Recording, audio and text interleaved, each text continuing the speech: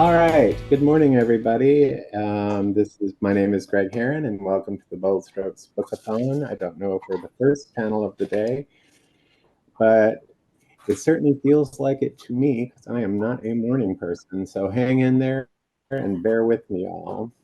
But I've got a really great group of people here to talk to today, ask some questions. If you have any questions, audience, feel free to pop them into the Q&A, and I'll try to get to them as we rush through this topic and try to get as much information out there as we can. All right, huzzah. I am going to start by introducing my panel, and beginning with Jennifer Karter, who lives in the DC area with her spouse and their 2 cats. When she's not working in international development, reading, or writing, Jennifer enjoys quilting, playing board games, of which she owns over 300, and hiking.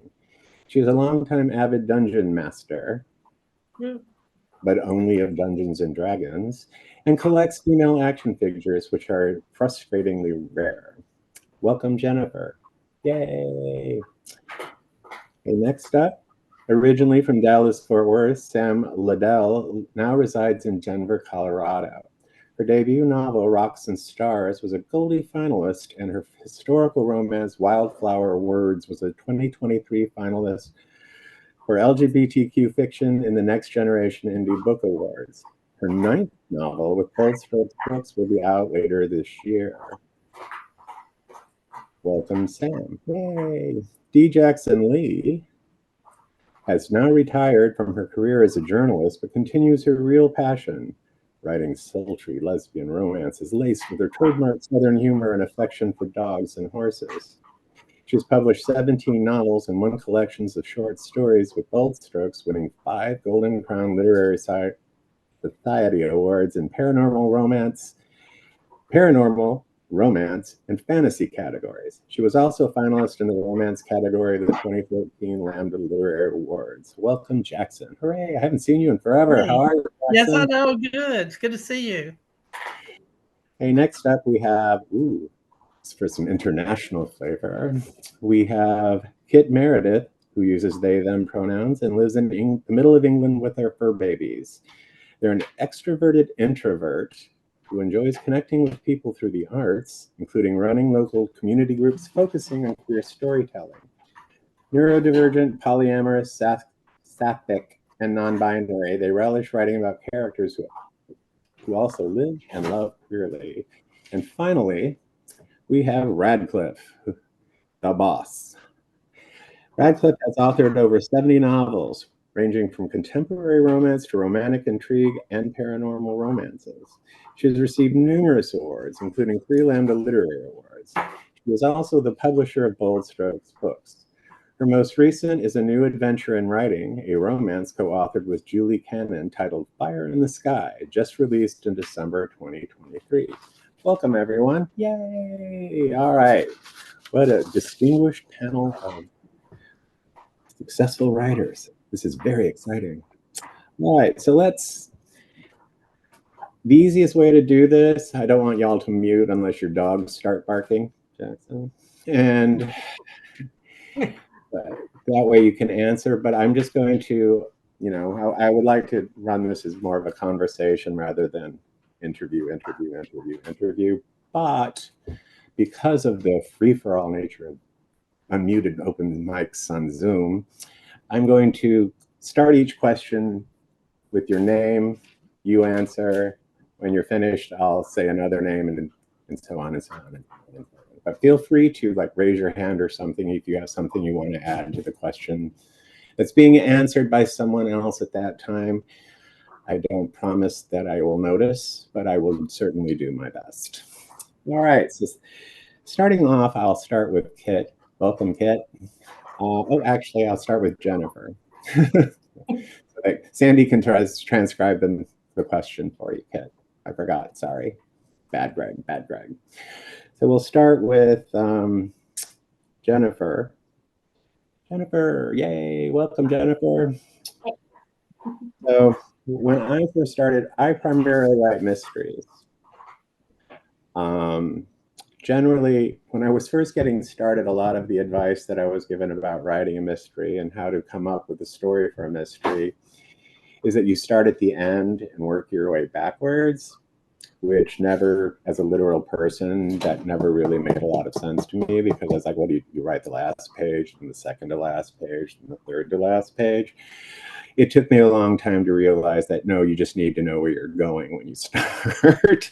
So do you know the ending when you first start, Jennifer, and work your way towards it? Or is it more of a, I'll figure it out when I get there kind of thing? Yeah, so I'm definitely a planner. So I know the ending before I start. But the first thing that I actually do since I write fantasy is I know the premise. You know, what is the kind of, I've heard it called the element X, or like what is the setup that is new and different. Then I kind of start with the beginning in my head, then I go to the end, and I have those three pieces by the time I start. And then the middle is what just kind of comes about as I write it. But I definitely know where I'm starting and where I'm going before I put pen to paper. Okay, great. What about you, Kit? Yeah, I'm very similar in that I know how it's going to end and where I want to get to and the start. And I have kind of a loose skeleton, I would say, of how to get there, but there is a lot of room for maneuver along the way. Okay, Sam? Yeah, I'm a bit similar. I first though have to applaud mystery writers. I have absolutely no idea how you all do that and keep all of the threads together and end up tying them so nicely at the end of the book. I could never do that. And I'd say, yeah, I generally have an idea of the ending. My first book, I actually knew the ending first. That was the first scene that came to me, and I ended up getting there. It was a bit of a roller coaster being my first book and not having, having an idea of how things should go. But since then, I've definitely learned a lot. I don't consider myself a planner, like explicitly. I'm kind of in between a planner and a pantser. But we have these wonderful things called book proposals, which I love personally. That the thing we send in originally when we have the first idea. I love writing those. I think those are a great tool to help me know where I'm going and where I want to end up. So yeah, I know where I'm starting, where I'm ending, but getting there is questionable. No worries. All right. Who have I? Jackson. Hey, I got to figure well, out. since I write romance, I always know how it's going to end. The characters get together and live happily ever after. But for me, writing romance is more like character development. I never know exactly how the last paragraph, the epilogue is going to be. And kind of let the characters develop it. The only time that I really planned was when I dipped my toe into fantasy and wrote a trilogy. And to do that, I had to outline out a plot so that there were individual story arcs on each of the three books, and then an overall arc. And in that case, I did have to plan anew how it was generally, not specifically how the last chapter would be written, but generally what had to happen and how it would tie all together in the end. Okay. How about you, Radclyffe? You do standalones and series, so this will be really interesting to get that perspective. I'm with Deb in terms of, obviously I write, almost everything I write is romance or a romance subgenre. So I know what's going to happen to the characters at the end, but I generally don't know how they're going to resolve the conflict that is the basis that drives the romance, is the romantic conflict. And I don't know how that's going to resolve. And I don't know what the pivotal points will be because I don't plot.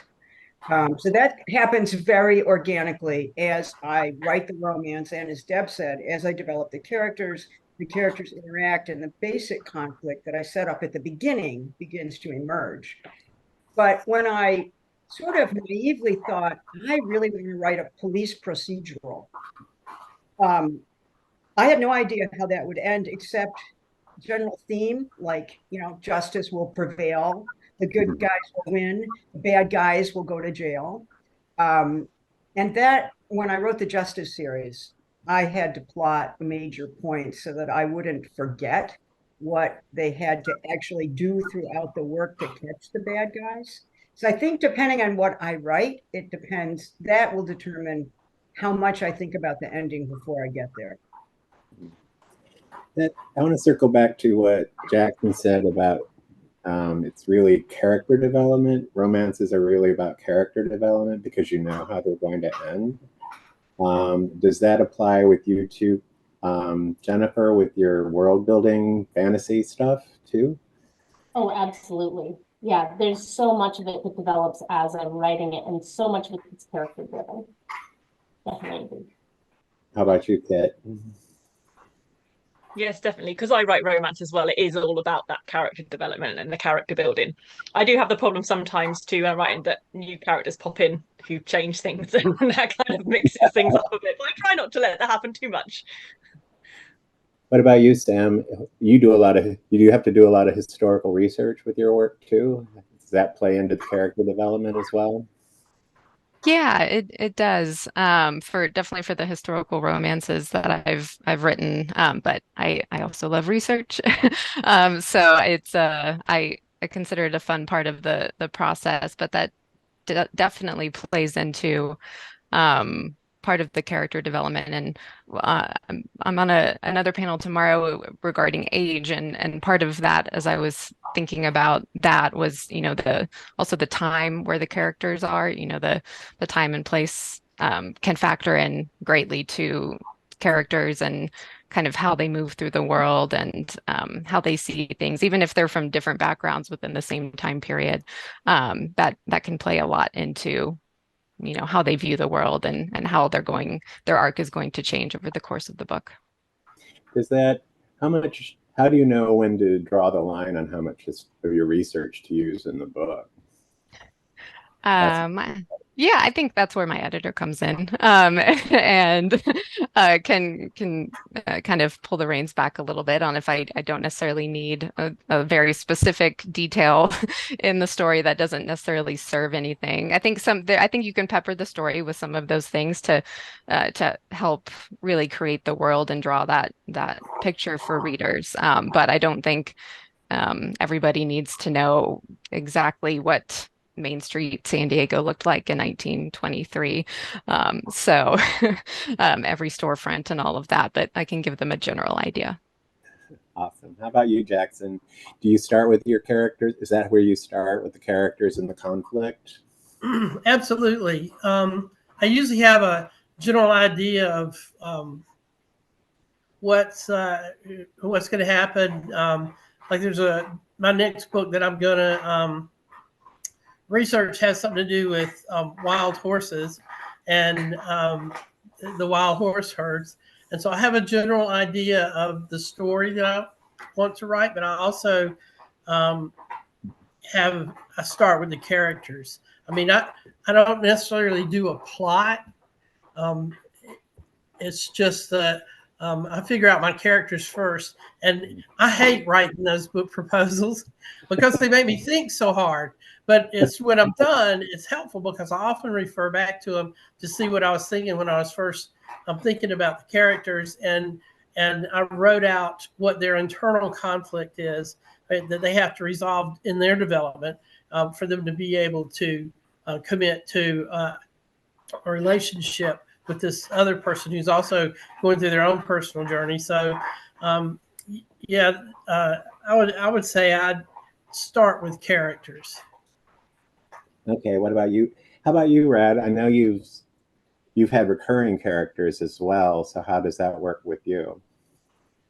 I generally start with an idea that I would like to write about.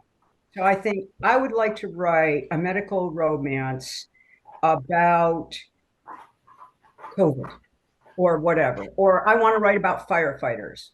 Mm. And then from there, then I think about character.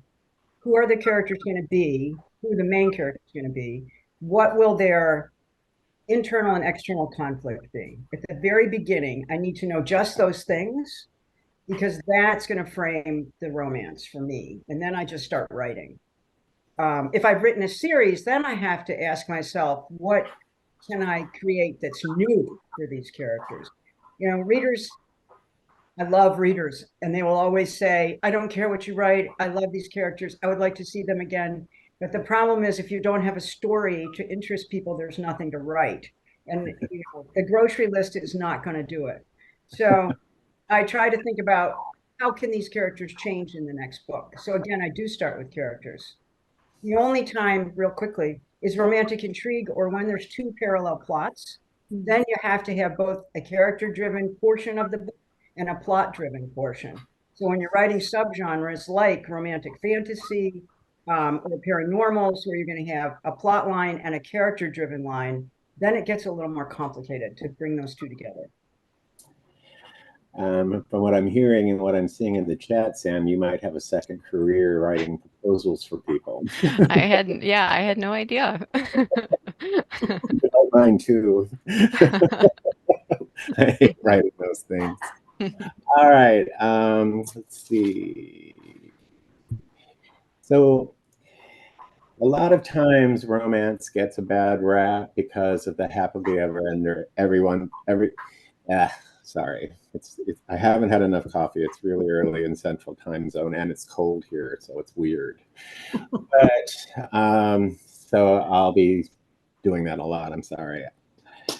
Happily ever after, people get really upset when they read a romance novel that does not have a happily ever after. I don't even want to think about the mob of pitchforks and torches that would be showing up at your door should you write one of those. And I think that's part of the reason why romance gets a bad rap, is because you always know how the story's kind of going to end, but the interesting part is how you get to that end, right? And which I think makes it harder, because everyone knows how it's going to end. How do you surprise them? How does that work for you? Jackson, have you ever had a situation where it didn't actually turn out the way you thought it was going to be as you were writing it, and you had to change the ending and go back and change anything? Or have you always been able to stick to what you originally planned to write? Well, you know, I had a long career as a journalist, and everything was bad. I mean, police reports and everything, mostly what you report has to be news. And if it's news, it's probably, 80% of it's bad news. And so that's what really attracted me to writing romance, was it's always happy ending. And I needed that. But I haven't, but I did. There is a book, an author that I admire a lot, Jerry Hill. And she wrote a book called The Cottage, and it did not have a happy ending. And Jerry is one of the foremost romance writers. She's a Bella author, and she and in the end, and I don't want to, I guess this is a warning, and I'm gonna give away the ending. One of the characters gets sick, with cancer or something, and dies, but she breaks up with her lover before that, because when she gets really ill, she's with her husband and kids, and it's it's a real downer ending. And I actually saw Jerry at a book event, and I asked her about that, and she said she got all kinds of hate mail about that, and people were really, really unhappy that there wasn't a happy ending, because when you buy a romance, you expect a happy ending. And when I write one, I expect to have a happy ending. And I always do, since I'm the one writing it. How about you, Kat? So I think for me, the challenge is because I'm writing polyamorous romance, and there might be people reading it who aren't polyamorous. And so it's writing it in a way that's going to satisfy everyone, or trying to. Maybe that's kind of giving myself too hard a job. Where people who are kind of used to a monogamous ending, because our ending is never, you're the one, let's get married and go and live in that way. So it's actually figuring out, how can I do that in a way that is still going to give people that feeling of commitment and happily ever after, or happily for now, but without doing it in the way they might expect. So it's a little bit more tricky, and that's, I mean, I've only finished one so far, so I'm still learning that one, but hopefully getting there. I was gonna. I did have one person, and the thing is, I did have one person feedback of kind of like they were upset that it didn't turn into a monogamous relationship at the end. So it can't be for everyone, but yeah, trying to figure a way that will work. I would imagine that's really difficult. That's going to be, and get even more challenging the more books you write, because you're having to explain to people who may not understand. That's really challenging. I'm going to have to read your book really soon. I wish I'd had time to read everyone's most recent book before we did this, but it's been a month. So how about you, Radclyffe? Let me just say really, really simply that if it doesn't have a happy ending, it's not a romance. I mean, that is a genre element that's part of what it means to write a romance. And if it doesn't have a happy ending or a happy for now, which I think is much more acceptable than it ever used to be, but there is this sense that the individuals, not necessarily the couple, Kit anymore, that, you know, it's not just a binary, has made a commitment. They love each other, and that's been professed, and they're going to go forward for now or forever. But if you market a book that does not have those elements, or where one of the characters dies, you can't market it as a romance. I mean, that's a disservice to the public, in my opinion. And I think that the people who make the argument that romances are formulaic because you know how it ends don't read enough romances, because the power of a romance is the elements that you deal with, the human elements that you deal with that keep people from making intimate connections. And that's what we're really, you know, talking about when we write romances, is how we overcome those barriers to form intimate connections with other human beings. And it can be anything in the world. And that's why romance is so powerful. So, you know, for me, it is an absolutely essential part of the genre, and it's always going to be there.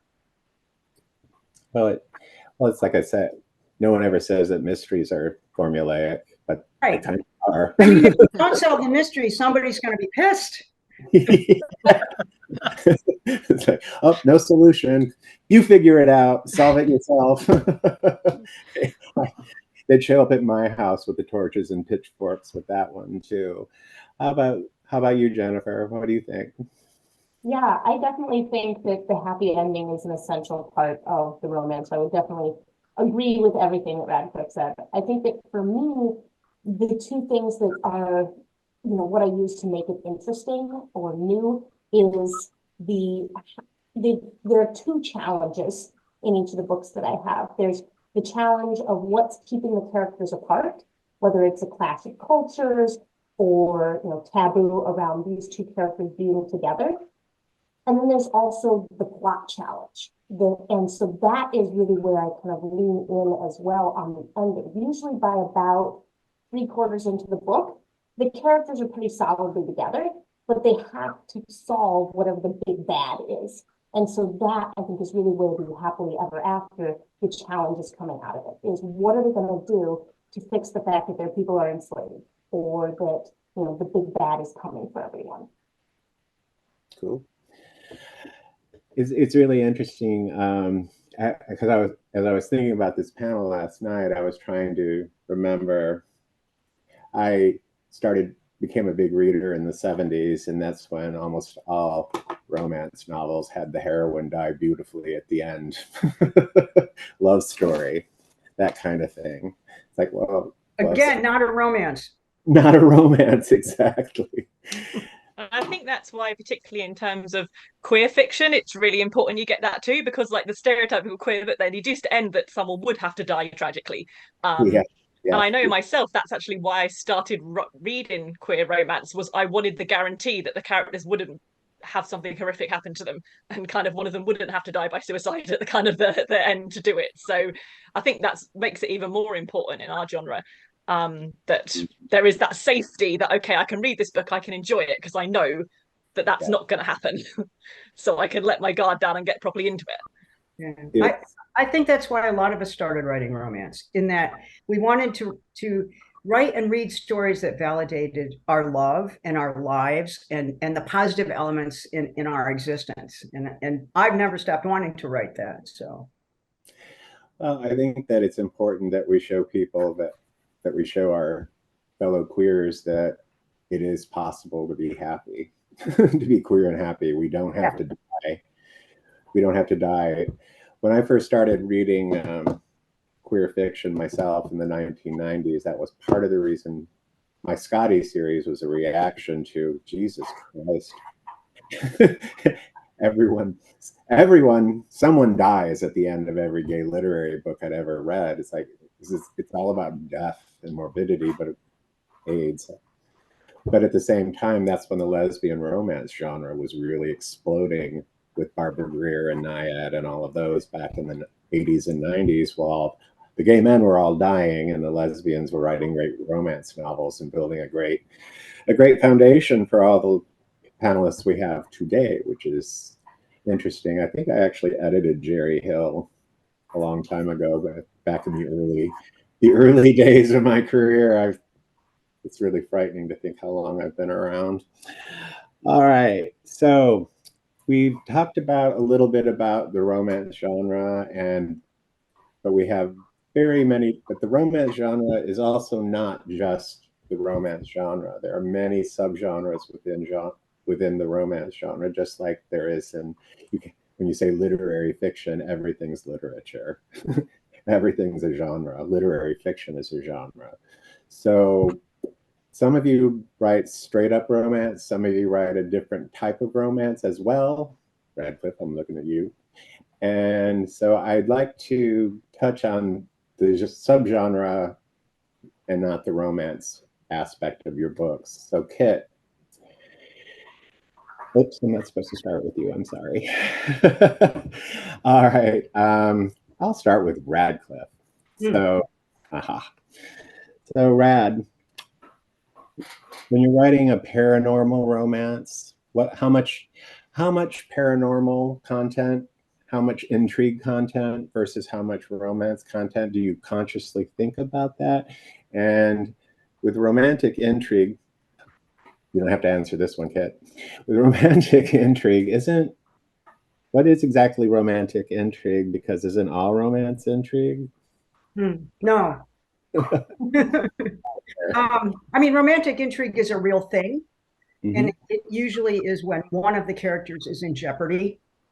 So there's an external force that is somehow threatening one of the individuals. That's kind of a really simplistic way to put it, but there is some mystery suspense element in the plot that directly impacts the characters that they have to solve, overcome, whatever that may be. So there could be a stalker, for example. That's a really good example of a romantic intrigue. So that the two characters are falling in love at the same time as they're dealing with this external element that threatens one or both. Okay. So is it the same as this romantic suspense, romantic intrigue? You know, it's really interesting. Somebody asked that question when I was on a panel at the RWA. They're slightly different. Suspense is often where one of the primary characters is directly in danger from another individual, like a stalker. If you're doing the Justice series is kind of romantic suspense in the sense that the primary characters are getting together, and one of them happens to be a police detective who is then involved trying to solve a crime. But it could also be some family pressure secret, for example. So an unknown. So I think they're very close, but I think the suspense has to do much more with the personalized danger to one character rather than a big global intrigue that they have to solve. More like Gothic type. Yeah, I think that's exactly right. I think that Gothic romances are really romantic suspense. Yes. Yeah. I read a lot of those. I know. Well, they really inform a lot of my writing. Did you want me to talk about the paranormal romance real quick? Because I'm going to be writing one, and I'm almost done, thank God. I always think when I finish a character-driven romance, it was really hard. So I'm going to write something different because it'll be easier, because there's the plot elements that will carry me through. But then I'm writing that, and it's really, really hard. And I wish I was just writing the character-driven romance again. I always have a primary romance in every one of my books, even if it's a series. It may be a secondary set of characters, but I like to have a new romance in each book because my readers really like romance. So each of my paranormals also has a romance and an overarching story. So I'm coming to the end of the Midnight Hunters series, I think, right now. And I'm at the end and there's a gigantic battle. And I'm really struggling with how to choreograph that. But I think it's probably 75% paranormal elements and 25% romance. Cool. So what about you, Sam, with your historical? How much of the historical, how much versus the romance would you say? Probably mostly romance with tinges of historical. Look at me putting words in your mouth. No, that's all right.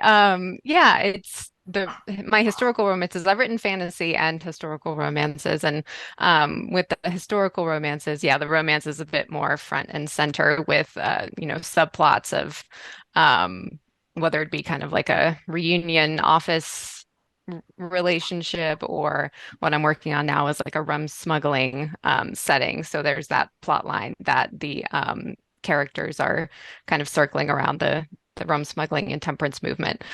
But with fantasy, like Jennifer and Radclyffe have mentioned, it's more you have the other underlying issues, the kind of external circumstances that the characters have to navigate. So the romance is a little bit can take a side kind of step aside at times while the adventure or the rescue or whatever the characters are trying to accomplish, defeat the big bad at the end, it can happen too. But regardless, there is the romantic plot that the characters, the formula, as everyone has mentioned with romance, that is still being followed. Although I do have to say, just personally, I'm a fan of the moderately ambiguous endings in media. I guess you could call it kind of like the finish your own adventure ending. Like I really enjoy, well, I guess to reference Carol, the film specifically, I really like the ending because it's pretty implied that Therese is going to Carol at the table to say she wants to be with her, but we don't get to see that explicitly. So we kind of get to fill in the blanks on what is going to happen. And I really like those endings. So with my endings, I've actually been told a couple times to extend the ending a bit or to to write an epilogue, just so that my characters end up in that happily ever after. So readers are safe there. But sometimes I need the reminder that people do want to see where they are a little bit in the future to make sure they are happy, either happy for now or happy for life. Highsmith was very big on the ambiguous ending. All of her books have an ambiguous ending. All right, Jennifer, how about you? Yeah, I'd love to jump in on that because I am so the opposite. I write an epilogue that's like after the characters have died and someone's reflecting back, and I always have to cut it. Like I've got this whole epilogue either written or it's all in my head, like word for word, and it goes. It shapes the way that I end the story, but it takes away exactly what Sam is talking about. It makes it so the reader doesn't get to imagine what that future is like. So I think it's an interesting piece of fantasy that a lot of fantasy does prologues. They do epilogues, but we don't see that nearly so much in romance. And I think it is to speak to what we've all been talking about, that happily ever after. If you're talking about the character's death or the after death, it really kind of takes away from that happily ever after.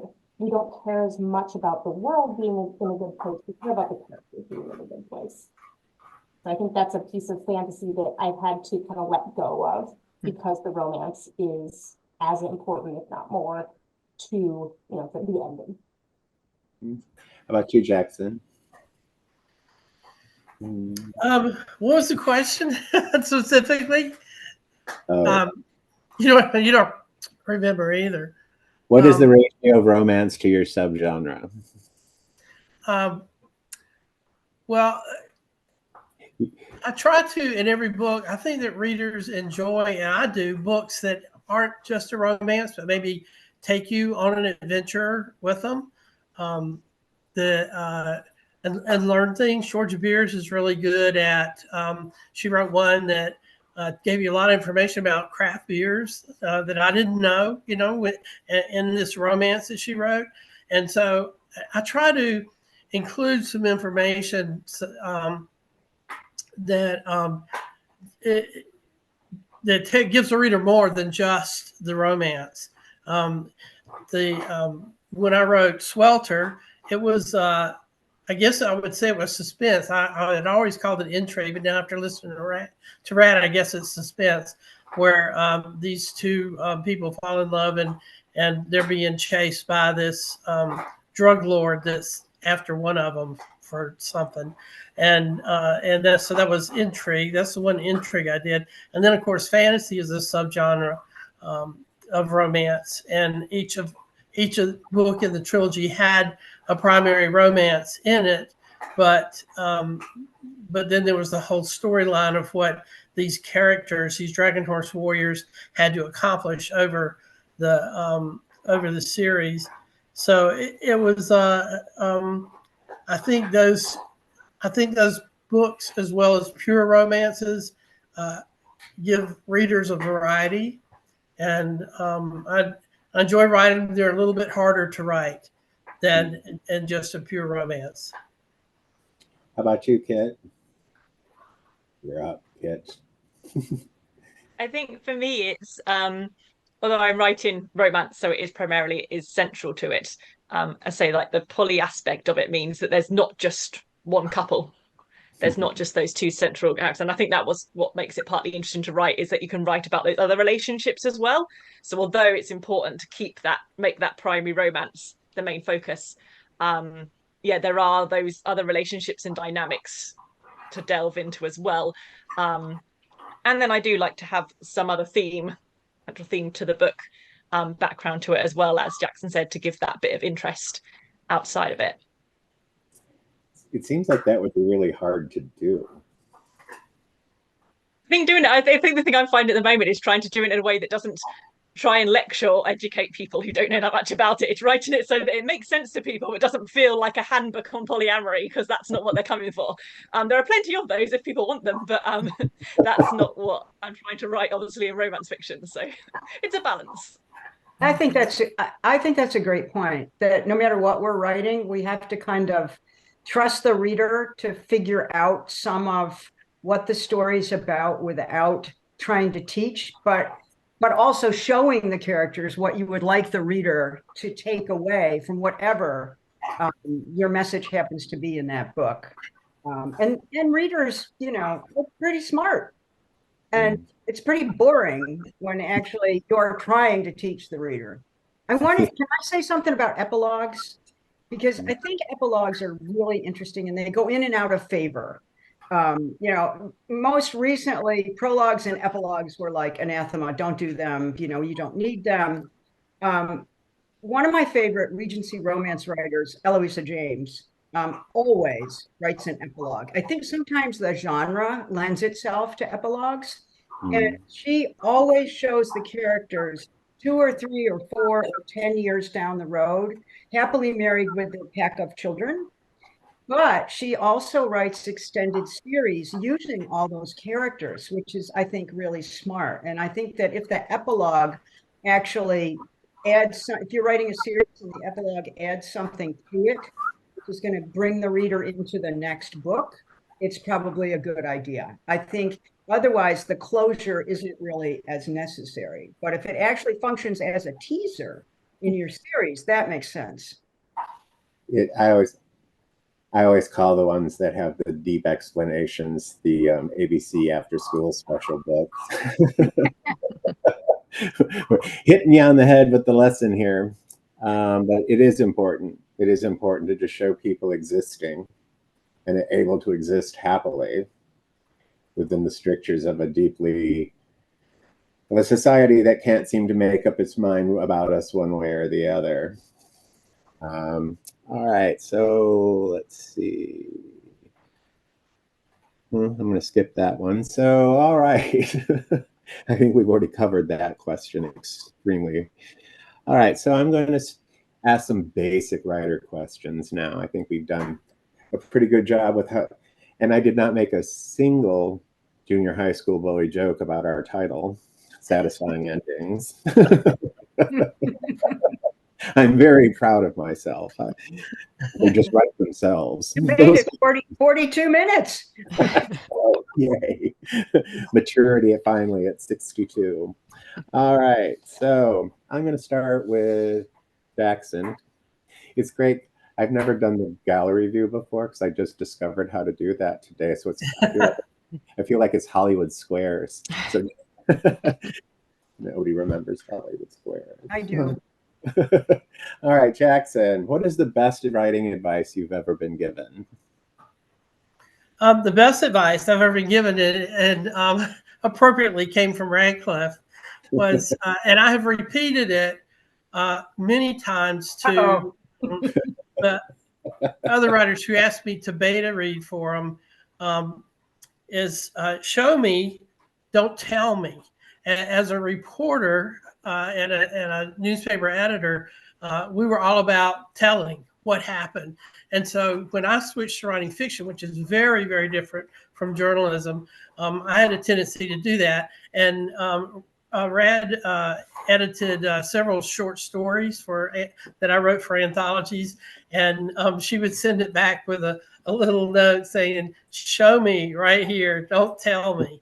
And that really helped develop my writing, I think. Probably the worst advice I've ever been given was a couple of times people said, well, some of my coworkers, heterosexual coworkers, said, well, why don't you write heterosexual romance and you'd make more money? And I said, well, yeah, it's a larger audience, but I can write lesbian romance honestly because that's me and I feel it and I can put my feelings into my characters, whereas I just don't think I would be as effective in a heterosexual, to be able to write a heterosexual romance. I'm not that talented.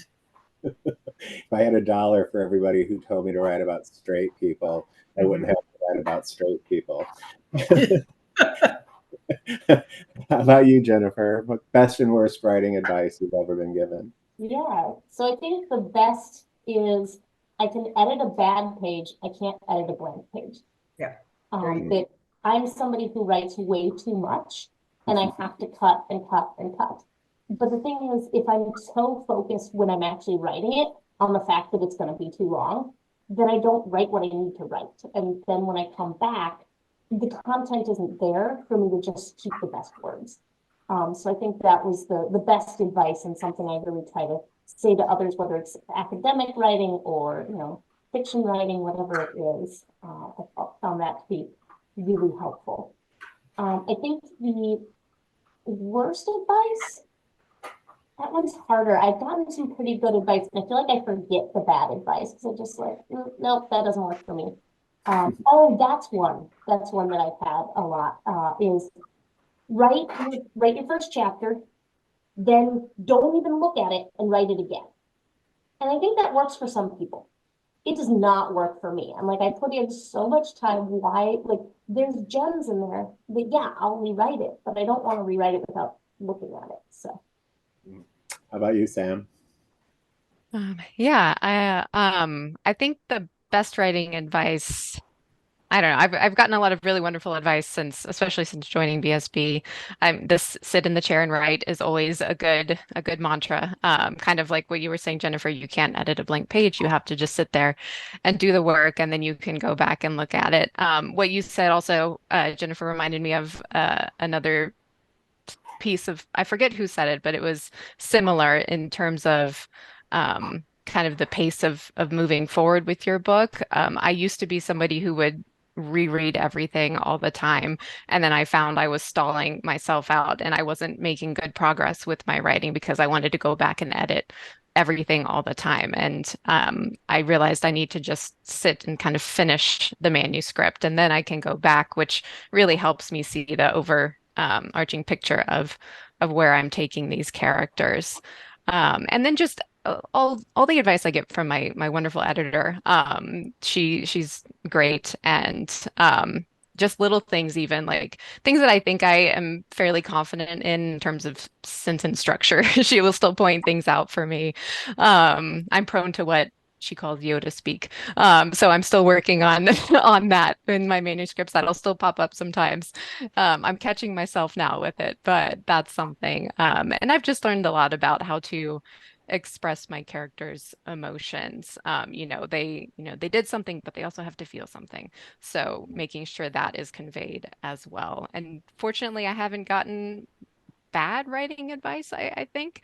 I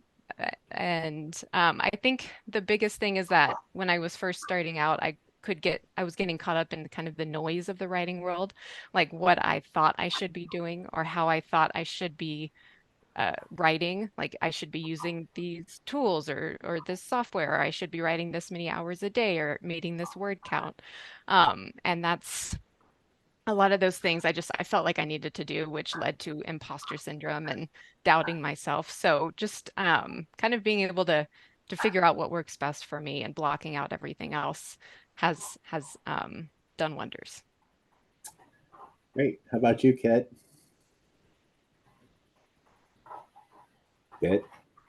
I think the best advice I get, but it links very much to what other people have said, which is don't edit during the first draft.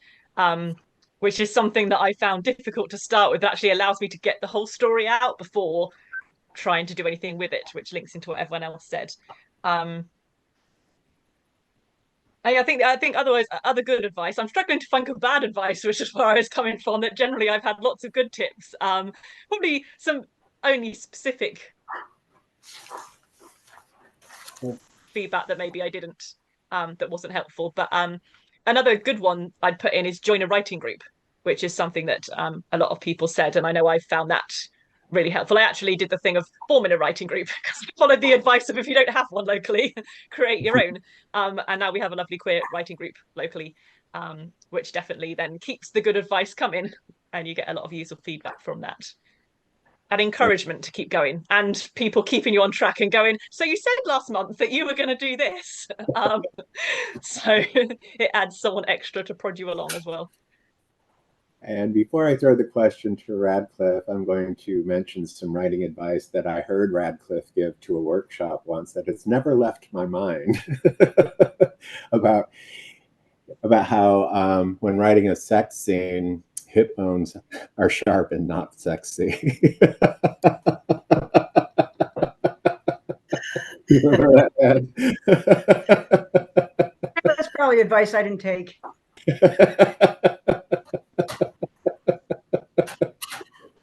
So what's the best advice you've been given, Rad, and what's the worst advice you've been given? I think that everybody has said the best advice that I've ever been given, which is you can't edit a blank page. Ass in the chair is the only way to write. I think in general, one of the most important pieces of advice that I give to people is you can't write by committee. You are the author. You can't let 5 people read your book and then try to change it to make 5 people happy. So I think that's really important. The worst writing advice, which I also didn't take, is that you can only have one point of view in a chapter. Very true. I've been given that advice too, and I've completely ignored it many, many, many times. If I had $1 for every time I heard that. All right, well, we're getting close to the end, and I have one more question, and then there's a question in the chat. So I will begin with Radclyffe, since I ended with Radclyffe. How did you decide to become a writer in the first place? I didn't. It was an accident. I started writing because I love to write. And then I fell into writing fan fiction, and I started sharing my writing with people outside myself. And that's led me down this path. Awesome. Kit? For me, it was, well, I tagged along with a partner to a writing conference who she writes. And I was just like, oh, this is fun, actually, kind of going along. And it was also the thing of, as a reader, not been able to find the stuff I wanted to read. So going, well, I should have a go at writing it. And people keep going, well, you try writing it then. I was like, okay, I will. How about you, Jennifer? Yes, I strongly agree with what Kit said. I was very much a matter of like watching fantasy movies, reading fantasy books, and being like, why couldn't they both be women? Well, maybe I'll just write one then, and discovering I loved it. Mine was, why do they have to choose between the two of them? Why can't they? They all love each other. Why can't they all be happy together? That's what I always shout at the screen. I love that. Love that. And Sam, how about you? Yeah, very similarly, wanting to see more of the stories I wanted to see in the books I was reading. And I've written for as long as I can remember. My mom pulled out a paper from kindergarten or first grade. What do you want to be when you grow up? A writer. It's always been what I want to do. So officially getting to do that when my first manuscript was accepted with BSB just solidified that dream. And yeah, it's been great. Jackson, you were a journalist first. Yes. I actually wrote my first book, Bareback, when I was on a 1-month fellowship at Duke University. And yeah, and I'd read L.J. Botz's Meridio's Daughter, and there was just that I had not yet discovered fan fiction on the internet, and so I would go to bookstores, and there was nothing in there I hadn't already read, and so I said, well, I'm just going to write my own book for me to read, and I did, and that's how I wrote Bareback. Sat on it for 5 years before I sent it off to Bold Strokes, and it was long and got cut a whole bunch, but it was fun, and I was like, this is fun, and so I just kept doing it, and awesome. But it was a case of I couldn't find the stories that I wanted to read, and so I wrote so I'll just write one. Awesome. All right, one of our attendees put into the Q&A panel, in regard to research, has anyone ever gone to an actual subject matter expert for something they needed to know more about? How about you, Jackson? We'll start with you. Absolutely. When I wrote Blades of Bluegrass, one of my characters had been married, and they were both soldiers, and her wife was killed. And that actually happened, and I met that person at a Pride event. She bought several of my books on a Saturday to send to her wife, who was deployed in Afghanistan. And that on Saturday and on Monday, we got a notice from the DOD that 3 Army reservists had been killed, and one of them was her wife. And so years later, I got in touch with her when I knew the book I wanted to write, and we met several times. And it had been 5 years, and the character I was writing it had been some time since her wife's death, but it had become a national issue because of the gay marriage thing, and and so I went to her, after that 5 years, and I said, "You don't have this is too tender. You don't have to talk to me, but would you talk about, your wife's death and how that affected you, and how you had to grieve with all the nation looking at you, because there was a big lawsuit for her to get death benefits because her wife was killed 3 days before they passed the thing where you could marriages were recognized, and so she was a great, and we're still friends. She became a great resource for that book. Awesome. Unfortunately, as my editor will tell you, I've run long again. So unfortunately, everyone else is not going to get a chance to answer that question. My apologies. That's all on me. I was not watching the time. I was having such a good time with y'all. Thank you, Greg. I want to thank you all for being such marvelous panelists, and I want to thank everyone who showed up to listen to these wise, sage, brilliant writers being asked stupid questions by a moronic moderator. And please stick around. There will be another panel coming up shortly. Thank you all. Thanks, Greg. Thank you.